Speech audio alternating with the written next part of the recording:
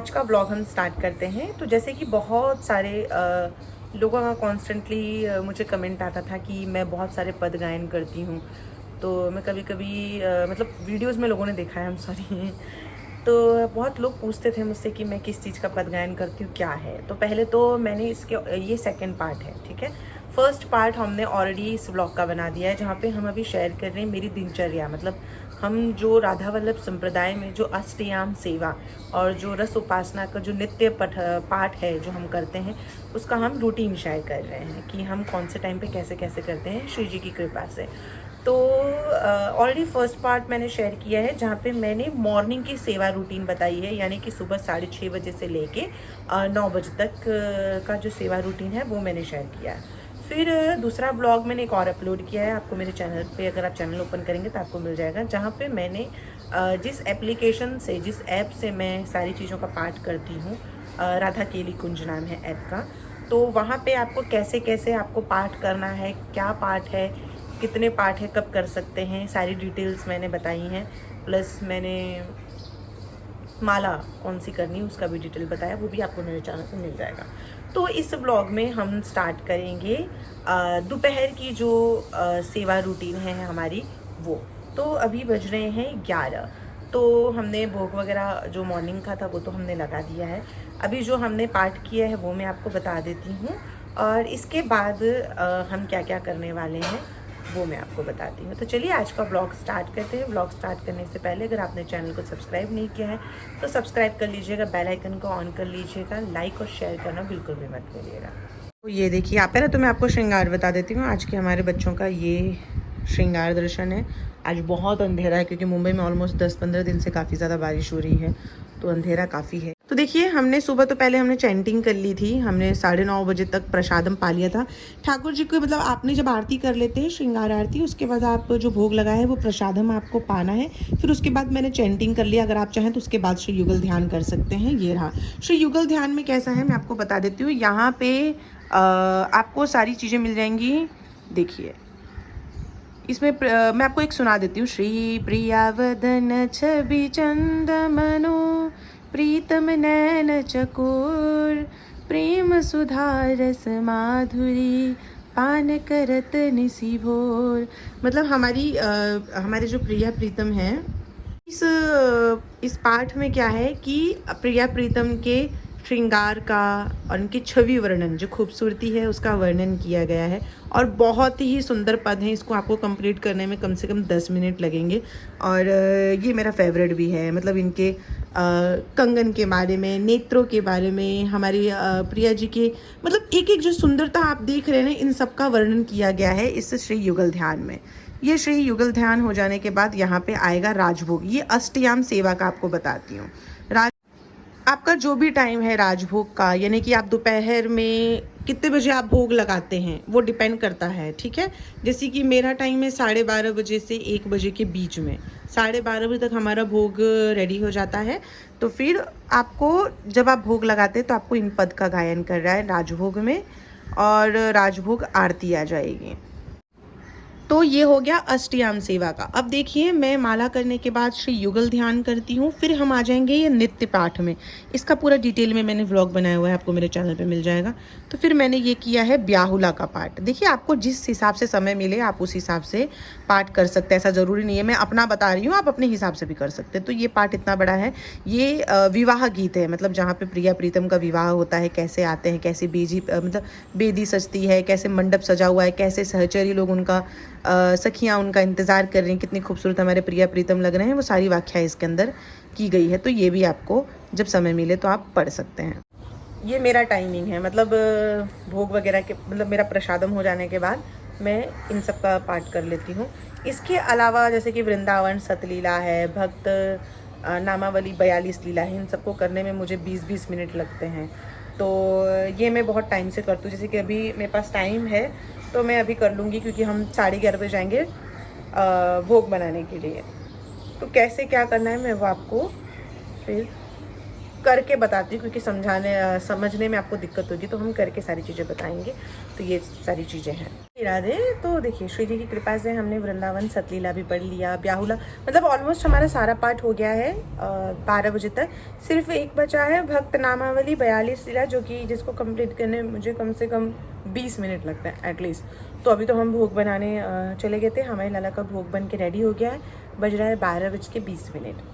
तो अभी भोग ठंडा होगा तो 12:30 बजे तक हम उन्हें भोग लगाएंगे, फिर मैं आपको बाकी बताऊंगी कैसे करना है। और एक और चीज़ मैं आपको बता दूं, जैसे कि अगर आपका माला जाप हो जाता है या अगर किसी रीज़न से आप माला नहीं कर पा रहे, देखिए बहुत सारे लोग माला नहीं कर पाते हैं आज के समय में, तो देखिए हमारा ये माला है, तो इस माला में तो हम ऑलरेडी जाप करते ही हैं, इसका मैंने डिटेल वीडियो बताया हुआ है राधा वल्लभ संप्रदाय के जो पाठ नियम है उसके अंदर कि आपको कौन से नाम का जाप करना है, क्या है।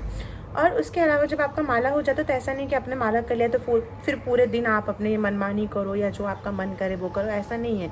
गुरुदेव भगवान कहते हैं कि निरंतर आपके मन में भगवान का नाम चलते रहना चाहिए, निरंतर राधा नाम चलते ही रहना चाहिए। आप कोई भी कार्य क्यों ना करो, जैसे अभी देखिए ये मेरा बुक रीडिंग का है, तो मैं ये बुक रीडिंग करती हूँ तो नाम चलते रहता है, मैं कोई काम कर रही हूँ तो नाम चलते रहता है। तो इसके लिए आप क्या कर सकते हैं, ऐसा काउंटर ले सकते हैं इस तरीके का। बहुत लोग कहते हैं कि हम बिना काउंटर के या बिना माला के करें, देखिए मैं आपको एक पर्सनल बताती हूँ, इतना अभी हमारे में सामर्थ्य ही नहीं है कि हमारा मन एकाग्र रहे और निरंतर भगवान का नाम लेता रहे। आप कभी भी ट्राई कीजिएगा, आप मन मन में अगर भगवान का नाम लेने की कोशिश करेंगे, 6-7 नाम के बाद है ना आपका मन इधर उधर भटकने लगेगा। तो आपको आपके मन को आपको एकाग्र करना ही पड़ेगा। मेरे साथ भी खुद होता है, जब मैं काउंटर नहीं लेती, मैं सोचती हूँ कि मैं खाना बनाते हुए मतलब कर लूँगी, तो मेरा मन 6-7 बार नाम लूँगी, फिर मेरा मन इधर उधर भागने लगेगा किसी न किसी चीज़ पे। तो ये ऑलमोस्ट हम सबके साथ होता है। तो इसीलिए क्या करो, ऐसा काउंटर ले लो, आपको कोई भी स्टेशनरी की दुकान पे मिल जाएगी जहाँ पे पेन कॉपी पेंसिल सब मिलती है, वहाँ पे इजीली आपको इस तरह का काउंटर मिल जाएगा। ये सबसे बेस्ट चीज़ है। कुछ भी काम करते रहो, ये आप कंटिन्यू रहेगा। अभी मैं आपसे बात कर रही हूँ, राधा राधा राधा, टीवी देख रहे हैं, राधा राधा, मोबाइल चला रहे हैं, राधा राधा, कोई भी काम कर रहे, ट्रैवलिंग कर रहे हैं, कुछ भी कर रहे हैं, कंटिन्यू आप रखो। एटलीस्ट आप अगर पूरे दिन में भी अगर आप नाम ले रहे हो 5-6 हज़ार भी तो बहुत है। मैं तो कह रही हूँ कि अगर इतना भी नहीं ले पा रहे, कम से कम 600, 700, 800, 900 इतना भी ले लो तो बहुत है। कम से कम आपके माइंड को एक हैबिट हो जाएगी कि आपको नाम, अरे आपको राधा नाम लेना है, आपको नाम लेना है। तो इस तरीके से आप रखिए। ये बहुत इजी है, बहुत डिफ़िकल्ट नहीं है, तो हम नॉर्मली भी कर सकते हैं। अब मुझसे ये भी पूछा गया था कि अगर हम पाठ करते हैं तो क्या हमें आसन पे बैठ के ही करना है। तो देखिए ऐसा ज़रूरी नहीं है। जैसे कि मेरा भाव है कि मैं अपनी लाडो के पास जाके पाठ करूं, तो जैसे कि मैं ब्याहुला हो गया, मैं लाडो के पास बैठ के करती हूँ। गोपी गीत मैं अपने लालजू के पास बैठ के करती हूँ, यानी कि मेरे नंद के पास गोपी गीत बैठ के गाती हूँ। मुझे बहुत पसंद है उनके सामने बैठ के पाठ करना। उससे क्या होता है ना, भाव आता है और एकाग्रता रहती है। वृंदावन सतलीला में उनके पास बैठ के करती हूँ, तो कुछ पाठ है जो मैं उनके पास बैठ के करती हूँ आसन पे। बाकी मेरा ये सोफ़ा है, ये सबसे साफ जगह है और मैं ऑलमोस्ट यहीं बैठ के सारे पाठ करती हूँ अपने। मैं माला जाप भी यहीं करती हूँ। अगर आप आसन पे बैठ के करना चाहते हैं आप कर सकते हैं, क्योंकि मुझे कमर की प्रॉब्लम है तो मैं ज़्यादा देर तक ऐसे सीधे नहीं बैठ सकती, मुझे सपोर्ट चाहिए होता है क्योंकि मेरी मेडिसिन चल रही हैं। तो मैं यहाँ पे बैठ के करती हूँ। आप चाहें तो आप आसन पे भी बैठ के कर सकते हैं। माला अगर आप आसन पे बैठ के करना चाहते हैं तो आसन पे भी बैठ के कर सकते हैं। आप नॉर्मली अगर कहीं और बैठ के करना चाहते हैं कर सकते हैं, लेकिन जो स्थान है वो साफ़ सुथरा होना चाहिए, बस इस चीज़ का आपको ध्यान रखना है। और डिटेल में है तो मैंने ऑलरेडी ब्लॉग्स बनाए हुए इसके पहले वाले, तो आप वहाँ पर भी जाके देख सकते हैं। तो चलिए अब हम भोग की तैयारी करते हैं और आरती की तैयारी करते हैं, और आपको बता देती हूँ कि कौन कौन सा पद गाना है। अगर ऐसा हो तो मैं आपको गा के भी बता दूँगी। श्री राधे। तो देखिए हम भोजन की तैयारी हो गई है, ऑलमोस्ट भोजन आ गया है। तो अभी हम क्या करेंगे, देखिए बेसिक नियम है जो मैं आपको बता देती हूँ। अगर आप ठाकुर जी हैं, देखिए तो आप चाहें तो, वैसे तो कहा जाता है कि जैसे बाल स्वरूप हैं, जैसे कि हम लोग भी बहुत हैवी चीज़ें पहन के अगर हमें पाना होता है कोई भी चीज़ तो हमें डिफ़िकल्टी होती है। तो आप चाहें तो ऐसे करके, ये आपके ऊपर डिपेंड करता है आप करना चाहें, लेकिन हमेशा ये हटा दीजिए, ठीक है। और ये तो सब ठीक है, अब लाइट है, ये वाला हम निकाल देंगे बस, ताकि भोजन पाने में थोड़ी सी आसानी है। कुंज बाबू नहीं निकालेंगे, कुंज बाबू ने पहले से ही बहुत कम पहना हुआ है सब। तो ये है, ठीक है। अब हम भोग लगाएंगे। देखिए भोग मैं बताऊंगी नहीं आप लोगों को जब भोग लग जाएगा तब दर्शन होगा। तो ये है भोग का पद। अब देखिए इसमें भी कैसा होता है, जैसे कि मैंने इसके पहले वाले व्लॉग में बताया था, मॉर्निंग वाले रूटीन में आप चाहें तो पर्दा लगा के भी भोग लगा सकते हैं, ठीक है। अगर आप पर्दा लगा के भोग नहीं लगाते हैं तो पद गाते गाते आप भोग लगा सकते हैं।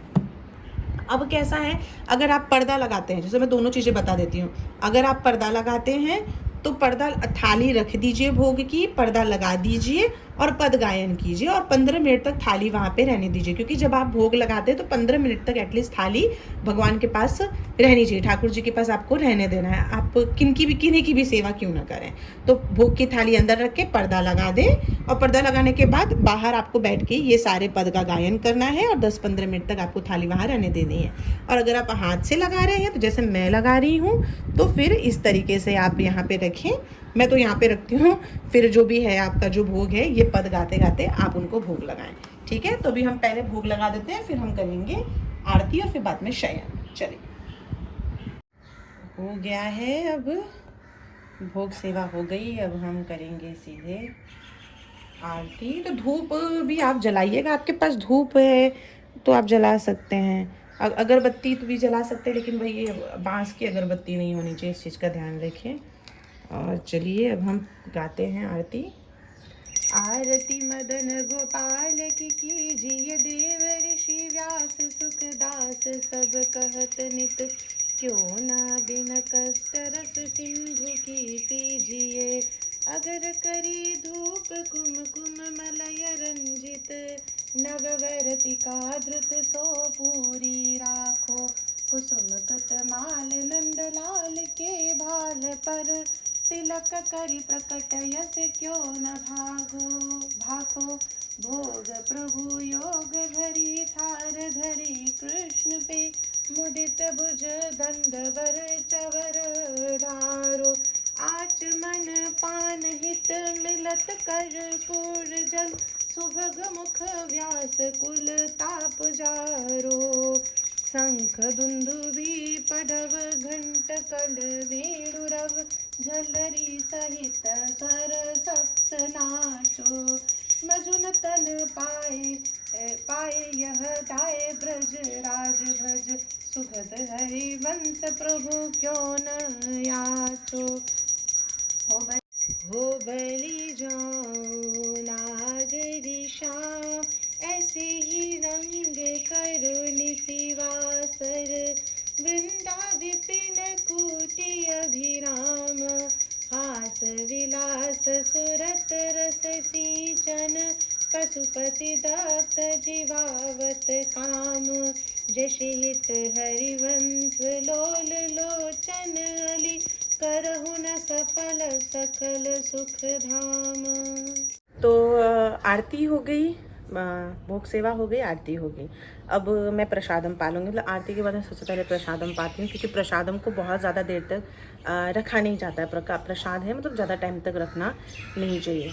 तो जो भी प्रसाद प्रभु, मतलब जो भोग प्रभु पा लेते हैं वो प्रसाद हो जाता है, तो फिर वो स्वयं आपको ग्रहण करना है सह परिवार के साथ, यानी कि आप अपने खाने में मिक्स कर सकते हो या सबकी थाली में थोड़ा थोड़ा प्रसाद दे सकते हो। अब देखिए, राधा वल्लभ संप्रदाय में तुलसी का प्रयोग नहीं होता है, क्योंकि तुलसी महारानी जो है वो सहचरी भाव से सेवा करती हैं, मतलब सेवा में है, तो तुलसी का प्रयोग नहीं होता है। ये राधा वल्लभ संप्रदाय का आपको बता रही हूँ। अगर आप राधा वल्लभ संप्रदाय को फॉलो नहीं करते हैं तो आपको तुलसी का प्रयोग करना है। शास्त्रिक विधान के हिसाब से बिना तुलसी के भगवान भोग ग्रहण नहीं करते हैं, परंतु हमारा जो संप्रदाय है उसका नियम अलग है, भाव अलग है, रसोपासना है, जो चीज़ें फॉलो करते हैं हम, तो उसके अनुसार, क्योंकि सहचरी भाव से तुलसी महारानी जो स्वयं सेवा में है तो उनका प्रयोग, यानी कि सखी में है, सखी भाव से हैं, तो स्वयं हम उनका प्रयोग कभी भी भोग में नहीं करते हैं। तो अगर आप इस संप्रदाय से नहीं हैं तो आप अपना जो तुलसी का प्रयोग कर सकते हैं। और भोग के समय मैंने एक और व्लॉग बनाया हुआ है, आपको थोड़ा पीछे जाना पड़ेगा, जहाँ पे मैंने मंत्र भी बताया है कि कौन से मंत्र का आपको प्रयोग करना है जब आप भोग लगाते हैं। तो जो शास्त्र के जो मंत्र हैं, जो मतलब वैदिक मंत्र है, जो सबके लिए, अगर आप कोई संप्रदाय से नहीं है तो सब उस मंत्र का प्रयोग कर सकते हैं भगवान को भोग लगाने के टाइम पे। तो आप गूगल भी करेंगे तो भी आपको मिल जाएगा, या तो आपको मेरे चैनल पे थोड़ा जाना पड़ेगा तो आपको वो मिल जाएगा, जहाँ पे मैंने पूरी तरीके से बताया है। तो इस तरीके से आप कर सकते हैं। तो अब हम पहले प्रसादम पाएंगे, फिर बाद में हम शयन करवाएंगे। चलिए। जी हमने तो पा लिया प्रसादम। तो अभी हम पहले क्या करेंगे, हम पहले श्रृंगार और ये जो है ये सब निकाल देंगे। पहले शयन कराएंगे, फिर मैं घर का काम करूँगी, बाकी बर्तन वगैरह जो है। श्रृंगार निकालेंगे, वस्त्र रहने देंगे, है ना। श्रृंगार के साथ शयन नहीं हो सकता, इसीलिए सबका श्रृंगार निकाला जाएगा। एक एक करके रख देती हूँ यहाँ। आज तो हमने 12:30 बजे ही भोग लगा दिया था, मतलब स्पीड बढ़ गई है हमारी थोड़ी सी। 1 बजने में 15 मिनट बाकी था तब हमने आरती कर ली थी। और ये देखो हमारे जरा नंद बाबू को कितने क्यूट लग रहे हैं। जब से हमारी लाडू आई है ना तब से ये कुछ ज़्यादा ही सुंदर होते जा रहे हैं, है ना प्यारे।